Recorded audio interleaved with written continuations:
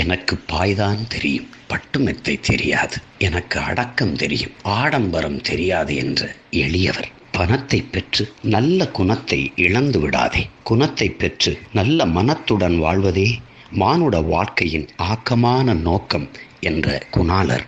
மக்களுக்கு நல்லதை செய், அதை உடனே செய், செய்வதை வேகமாகவும் செய், அதற்காக வேலி தாண்டி விடாதே என்ற செயல் வீரர். 100 ஏழைகள் ஒரு பணக்காரனை உண்டாக்குகிறார்கள், ஒரு பணக்காரனோ 1000 ஏழைகளை உண்டாக்குகிறான் என்ற பாட்டாளிகளின் தோழர். நகரத்தை சுற்றி பொன் விளையும் பூமிகளை எல்லாம் கூறு போட்டு விற்பார்கள். பாலை விற்பதைப் போல் நாளை தண்ணீரையும் விற்பார்கள் என்று இன்று நடப்பதை அன்றே கணித்த தீர்க்கதரிசி. தேசியம் எனது உடல், தெய்வீகம் எனது உயிர் என்ற தேசியவாதி. அறிவு என்பது என்ன? நாம் எவ்வளவு அறியாமையில் இருந்தோம் என்பதை நமக்கு அளந்து கொடுக்கிற கருவிதான் என்ற அறிஞர்.